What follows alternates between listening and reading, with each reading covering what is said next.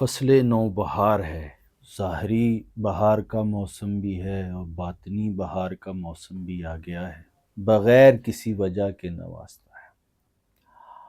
اب اس کے نوازنے کا موسم آ گیا ہے۔ عالم وجود ہے، یہ چمن ہے، یہ گلستاں ہے، تو اپنی دوستی سے نوازتا رہے۔ جہاں تو نے وعدہ کیا ہے کہ تو دوست ہے، اللہ ولی الذین آمنوا، اللہ دوست ہے مومن کہ اے میرے مولا، اے میرے مالک، کبھی بھی اس موسم میں جو ہے دوست سے جدا نہ ہو۔ یہاں بلبل سے مراد ہماری صوفی روایت میں وہ صاحب حال ہے، وہ سالک ہے جس کا ذکر اور فکر جو ہے کمال حاصل کر چکا ہے، اور وہاں اسے ایک دوام حاصل ہو گیا ہے ذکر اور فکر میں۔ یہاں تو بہت سارے لوگ ایسے جن کے جسم چاندی جیسے تھے، سونے جیسے تھے، قیمتی لوگ، وہ یہاں خاک میں مل گئے۔ یہاں بہت بہت بڑے بادشاہ ہو گزرے ہیں جو اس خاک میں چلے گئے۔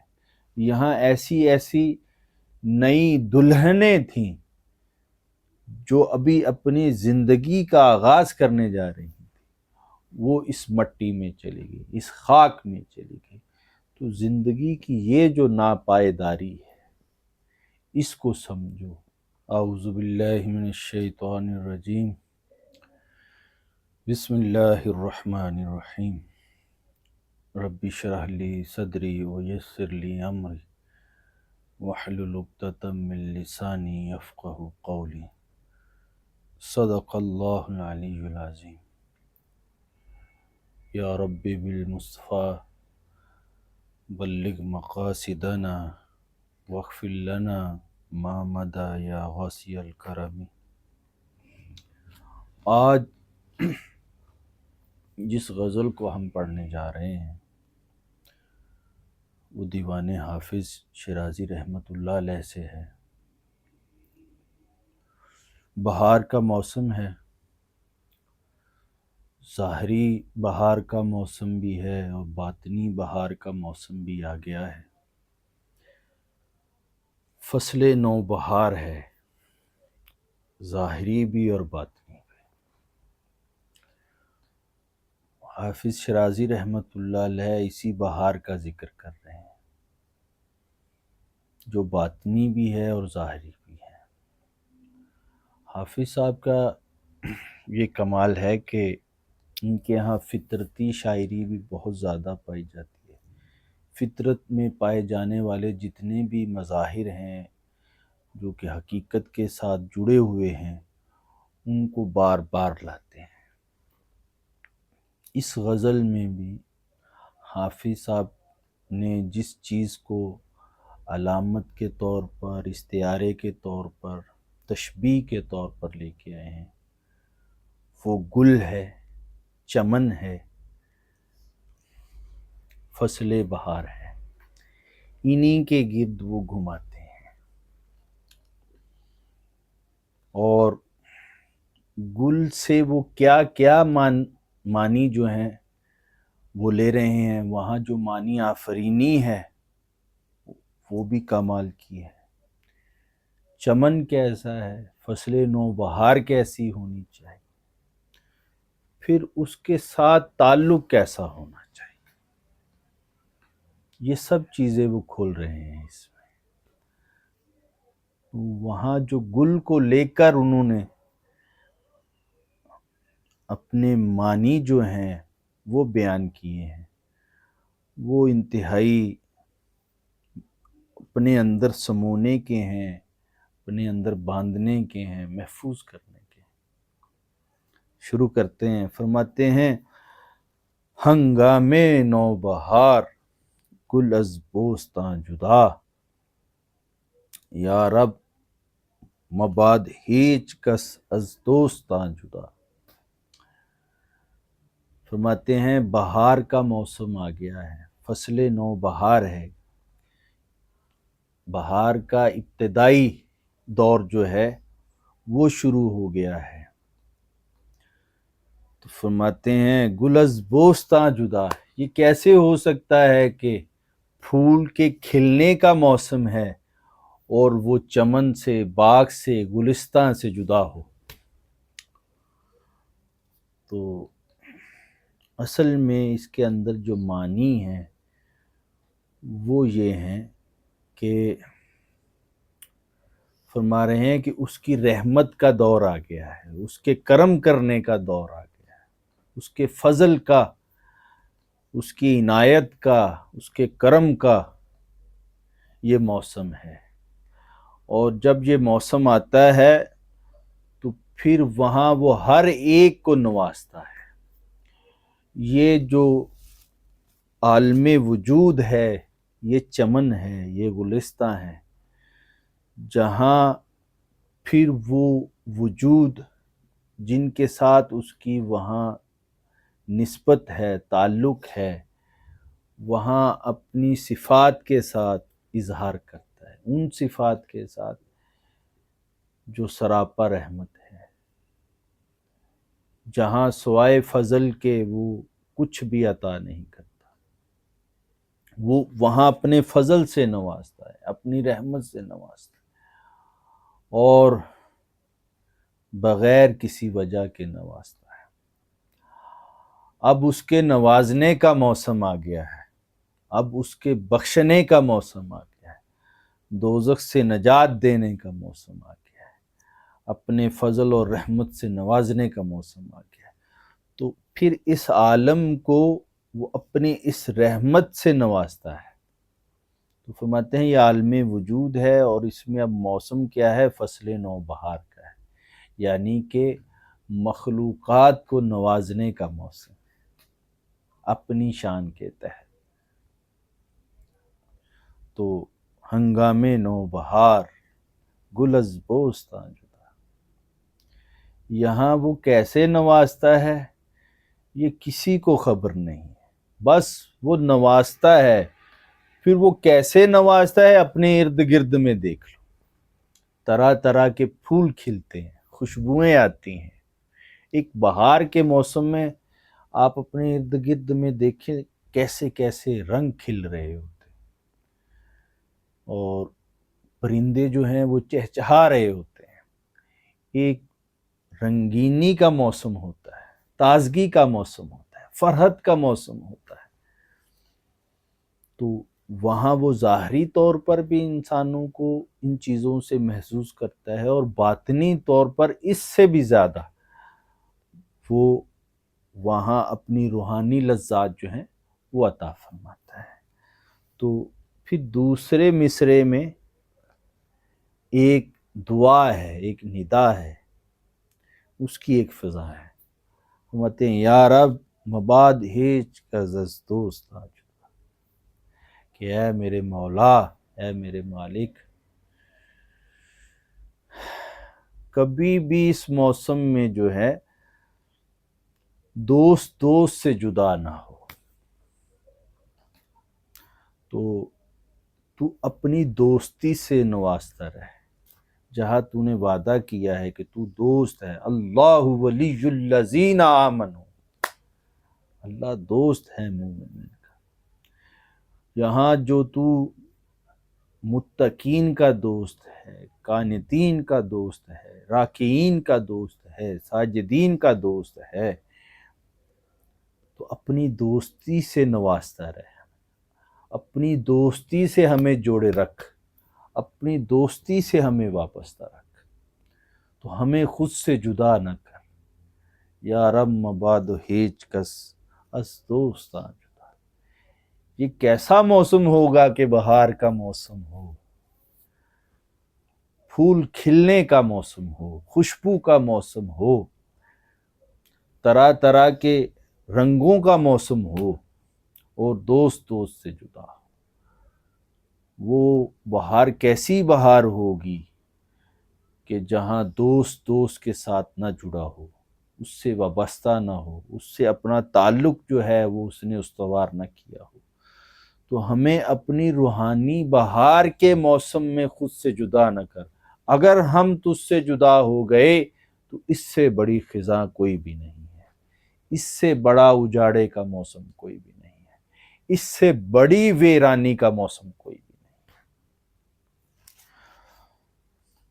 تو آگے فرماتے ہیں بلبل بنالا در چمن آمد بصبح دم، از وصل گل ہمی شدے اندر خزاں جدا۔ فرماتے ہیں کہ آج صبح کے وقت بلبل جو تھی وہ نالا کرتی ہوئی چمن میں آئی۔ یہاں بلبل سے مراد ہماری صوفی روایت میں وہ صاحب حال ہے، وہ سالک ہے جس کا ذکر اور فکر جو ہے کمال حاصل کر چکا ہے، اور وہاں اسے ایک دوام حاصل ہو گیا ہے ذکر اور فکر میں۔ تو فرماتے ہیں بلبل بنالا در چمن آمد بصبح دم، از وصال گل ہمی شد اندر خزاں جدا۔ تو اب فرماتے ہیں کہ ایسا سالک جو ذکر اور فکر میں مشغول تھا، وہاں جو اسے حضور حق جو تھا وہ حاصل ہو چکا تھا۔ تو اب کیا ہوا ہے کہ غیبت کے موسم میں، اب جب غیبت کے پردے اس کے قلب پر آئے ہیں، اس کی روح پر آئے ہیں، تو اب کیا ہے، وہ اس وصل کے موسم میں، اس جو بہار کے موسم میں جو اس نے لذتیں لی تھیں، جو وصال کے موسم میں اس نے لذتیں لی تھیں، جو اس کے مشاہدے کے موسم میں اس نے لذتیں لی تھیں، اب جب غیبت کے پردے اس نے ڈالے ہیں تو وہ یہاں نالا کرتے ہوئے آئی ہے۔ کہاں؟ از وصل گل ہمی شدے اندر خزاں جدا، اس وصال کے موسم کی چاہ میں اب وہ نالا کر رہی ہے کہ یہ خزاں کا موسم آ گیا ہے، یہ غیبت کا موسم آ گیا۔ اچھا ایک بات یاد رکھیے گا، اللہ رب العزت جو ہیں، حق تعالیٰ جو ہے، وہ اپنے عاشقوں کے ساتھ ایک تعلق غیبت کے ذریعے سے بھی رکھتا ہے۔ وہ یہاں ان کو پردوں میں رکھ کر پھر ایک کشش پیدا کرتا ہے، اور وہاں بھی ان کی روحانی ترقی جو ہے وہ ہوتی رہتی ہے۔ یہاں غیبت سے مراد یہ نہیں ہے کہ وہ پردے جو ہیں وہ گمراہی کے پردے ہیں یا ظلمات کے پردے ہیں کہ جہاں وہ جو سالک ہے گمراہ کر دیا جاتا ہے۔ اس کا غیبت کا اس طرح کا کوئی بھی مطلب نہیں۔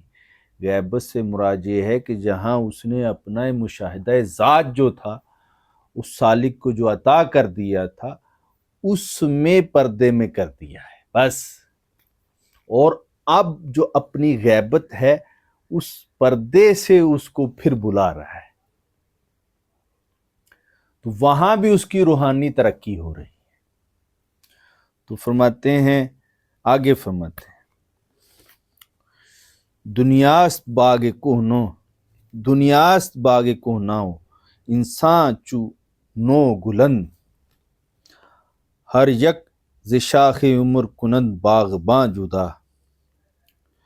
فرماتے ہیں یہ دنیا جو ہے، یہ عالم جو ہے، یہ عالم وجود جو ہے، یہ ایک قدیم باغ کی مانند ہے، اور انسان جو ہیں وہ اس میں کھلنے والے نئے پھول ہیں، اور پھر کیا ہے کہ ہر یک ز شاخ عمر کنند باغباں جدا۔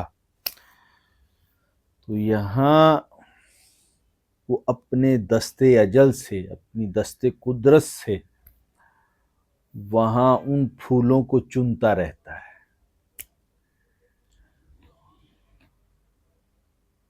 وہ پھول جو اس نے وجود کے باغ میں خود ہی لگائے تھے، اب جب ان کی عمر جو ہے وہ پوری ہو گئی تو اب پھر اسے خود ہی اس نے اپنے دست قدرت سے، دست اجل سے ان کو چن لیا۔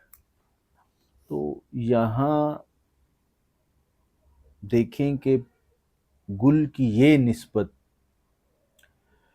کہ کس طریقے سے عالم وجود میں یہاں انسان کے ہونے کو دکھایا جا رہا ہے، اس کے حسن کے ساتھ بھی، اس کی لطافت کے ساتھ بھی، اور پھر اس سارے منظر کو کتنا خوبصورت دکھایا جا رہا ہے کہ تمہارا یہاں آنا بھی اس کے حکمت کا ایک پہلو ہے، تمہیں یہاں سے چن لیا جانا بھی اس کی حکمت، اس کی قدرت کا ایک فیصلہ ہے۔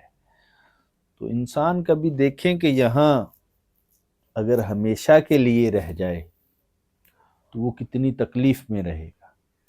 اس بڑھاپے میں جا کر انسان طرح طرح کی معذوریوں کا شکار ہو جاتا ہے، اور بعض اوقات لوگوں کو آپ نے دیکھا ہوگا کہ وہ اس بڑھاپے میں مرنے کی دعا کرتے ہیں۔ تو حدیث پاک میں بھی ارذل العمر کے حوالے سے آیا ہے کہ اس سے پناہ مانگنی چاہیے، وہ عمر جہاں انسان معذور ہو جائے، محتاج ہو جائے طرح طرح کی چیزوں کا۔ تو یہاں اس کی خوبصورتی کو کتنا رکھا ہوا ہے کہ تم یہ چیز اپنے اندر پختہ کر لو۔ یہاں لمبی عمر کا جو تم سوچ رہے ہو وہ نہ سوچو، وہ عذاب ہے۔ یہاں جو اس سے دور ہو چکے ہیں وہ لمبی عمر کا سوچتے ہیں، جو اس سے جڑ گئے ہیں وہ خود کو پھول کی مانند رکھتے ہیں، جس کی زندگی سوائے چند دنوں کے اور کچھ بھی نہیں ہوتی۔ تو فرماتے ہیں خود کو پھول سمجھو، اور وہاں سے چن لیا جانا وہ تمہارے ہی فائدے کے لیے۔ تو یہاں تم ایک نئے پھول کی مانند ہو، اور وہاں تم کھلو گے، اس کے ہونے کے احساس کو پھیلاؤ گے، اپنے اندر جو اس کی معرفت رکھتے ہو، اس کی جو صفت ہے، اس کی جو خوشبو رکھتے ہو، وہ یہاں لوگوں کو فراہم کرو گے، ان تک پہنچاؤ گے، اور جب تمہارا یہ کام ہو چکا ہوگا تو پھر وہ تمہیں اپنے دست اجل سے، دست قدرت سے وہ تمہیں چن لے گا۔ تو آگے فرماتے ہیں کہ افسوس کی حیات جہاں رائے گاں گذشت، افسوس دیگراں کے شود طنز جاں جدا۔ فرماتے ہیں افسوس کہ یہ زندگی جو ہے وہ رائے گاں گزر گئی۔ رائے گانی کا یہ احساس جو ہے وہ دراصل ہمیں سمجھانے کے لیے یہاں کہہ رہے ہیں کہ تمہارے زندگی کے وہ لمحے، وہ پل جو اس کی یاد کے بغیر، اس کے ذکر اور فکر کے بغیر گزر رہے ہیں، وہ سمجھو کہ رائے گانی میں گزر رہے ہیں۔ تم اپنے آپ کو ضائع کر رہے ہو، وہاں خود کو تباہ کر رہے ہو۔ تو فرماتے ہیں کہ ہماری زندگی کے اکثر لمحے تو اس طرح گزر جاتے ہیں، اس کی محبت، اس کے عشق اور اس کے تعلق کے بغیر۔ فرماتے ہیں اب اس چیز کا احساس زیادہ بڑھ گیا ہے کہ ہم نے زندگی جو ہے وہ رائے گاں کر دی ہے۔ تو آگے فرماتے ہیں اب اس افسوس کے اوپر جو افسوس ہے، جیسے کہ افسوس در افسوس کیا ہے؟ افسوس دیگراں کے شود طنز جاں جدا۔ دوسرا یہ ہے کہ اس جسم سے جاں بھی جو ہے وہ جدا ہو جائے۔ ایک زندگی جو ہے وہ ہم نے ضائع کر دی، دوسرا یہ ہے کہ وہ مہلت بھی نہیں ہمیں ملی کہ ہم اس معاملے کا، اس چیز کا جو کہ ہم نقصان کر چکے تھے، اس کا کچھ ازالہ کر لیں۔ ہم یہاں ایک جو کمی کا شکار ہو گئے تھے اس کو پورا کر لیں۔ تو آگے کیا ہے کہ افسوس دیگراں کے شود طنز جان جدا، کہ اب وہ وقت بھی قریب آ گیا ہے کہ جب جان جو ہے وہ جسم سے جدا ہو جائے۔ ہمارے پاس مہلت نہیں ہے، اور ہمیں وہ یہ درس دے رہے ہیں، ہمیں وہ یہ نصیحت کر رہے ہیں کہ بھائی تمہارے پاس عمر ہے، زندگی ہے، ابھی جوانی میں ہو، ابھی تندرست ہو، فصل نو بہار ہے، تو کچھ کما لو، کچھ کر لو، اس کے حضور اپنا ہونا جو ہے وہ پیش کر دو، اس کے حضور سر بسجود ہو جاؤ، وہاں آہوزاری کرو، اللہ کی محبت کو اپنے دل میں جگا دو، اپنی جوانی کو اس کے عشق میں لگا دو، اس کی محبت میں لگا دو، اس کا بندہ بن کر اس کے حضور پیش ہو جاؤ، اس سے پہلے کہ دست اجل تمہیں اٹھا لے جائے، تمہیں وہاں زندگی جو ہے وہ مہلت نہ دے، وہاں تمہارا جو فیصلہ ہے وہ ہو چکا ہو، تو اس سے پہلے اس تمام وقت کو غنیمت جانو، اس سے پہلے کہ موت آ جائے۔ اب یہاں ایک اور مثال دے رہے ہیں کہ کسی وہم میں مبتلا نہ رہو، کسی شک و شبہ میں نہ پڑ جاؤ، کسی ظن میں نہ خود کو گرفتار کر لو۔ تو یہ بات جو ہے یقین کی صورت میں اپنے اندر پختہ کر لو کہ یہاں کیسے کیسے لوگ آئے۔ فرماتے ہیں بسیار خفتہ اندر دری خاک سیم تن، شاہان و نو روس بسے از جہاں جدا۔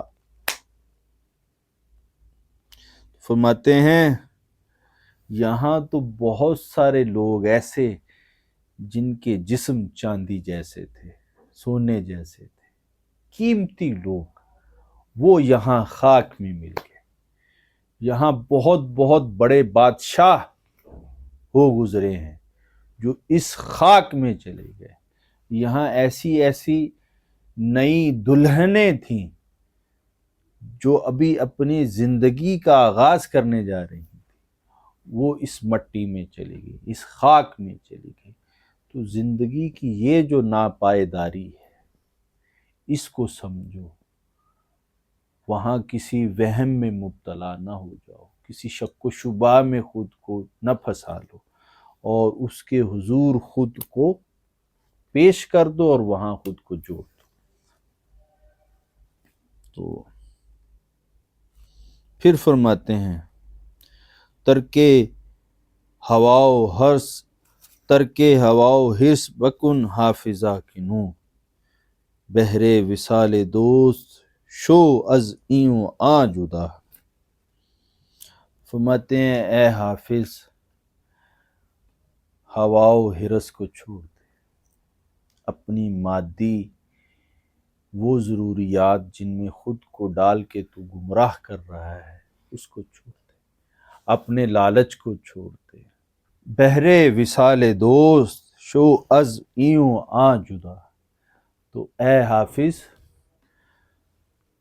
اس کے وصال کے لیے، اس کی محبت کو پانے کے لیے، اس کے عشق کو پانے کے لیے اس حرص اور ہوا سے خود کو جدا کر لے، اس نفس سے خود کو جدا کر لے، اس مادی دنیا سے خود کو جدا کر لے، تاکہ تمہیں اس کا وصال جو ہے وہ نصیب ہو جائے، تو اس کے دوستوں میں شامل ہو جائے، اس کے پیاروں میں شامل ہو جائے، اس کے عارفین میں شامل ہو جائے، اس کے محبین میں شامل ہو جائے، وہ لوگ جو اس نے اپنی محبت کے لیے چن لیے، اپنی معرفت کے لیے چن لیے، ان میں شامل ہو جائے۔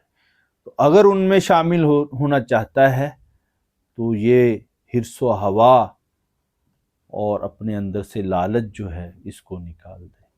واللہ رب العزت سے دعا ہے کہ اللہ پاک حضرت حافظ شرازی رحمۃ اللہ علیہ کی طرف سے ملنے والے ان فیض و برکات کو سمیٹنے کی توفیق عنایت فرمائے، ہمیں بھی اپنے پیاروں کی صحبت اور سنگت نصیب فرمائے، اور اس روحانی بہار جو ہے اس کو سمیٹنے کی توفیق عنایت فرمائے۔ وما علینا الا البلاغ۔